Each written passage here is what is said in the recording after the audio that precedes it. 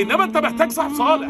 انا مش بقول لك يا عم شيل صاحبك من حياتك وابعد عنه واعمل له بلوك على السوشيال ميديا واشتم رقمه. انا بقول لك صاحب حد حلو يشدك ويشد اللي وراك لطريق ربنا سبحانه وتعالى. هي العربيه الواقفه لما بتكون خلاص عربيه عطلت بيربطوها في عربيه ماشيه.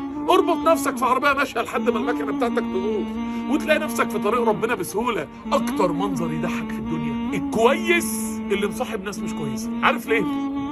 ده عامل بالظبط زي اما بتروح مول من المولات بتاعه القاهره، او لو رحت عمره بقى وطالع مول من المولات اللي حوالين الحرم، بيبقى في سلالم كهربيه طالعه وسلالم نازله. فتخيل السلم الكهربي اللي نازل واحد بقى صمم يطلع عليه.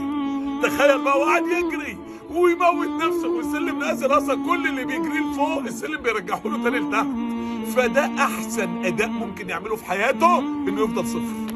ده احسن اداء. ده السلم لو ما جابوش ورا، وده الاصل. الله سبحانه وتعالى يقول ولقد علمنا المستقدمين منكم، اللي بيطلع لقدام وبيقرب من ربنا، ولقد علمنا المستاخرين اللي بيرجع لورا. طب يا رب في واحد ثالث انت ما اتكلمتش عنه، اللي واقف في النص. يا رب مفيش حد واقف في النص، هو يا بيطلع لقدام يا بيرجع لورا.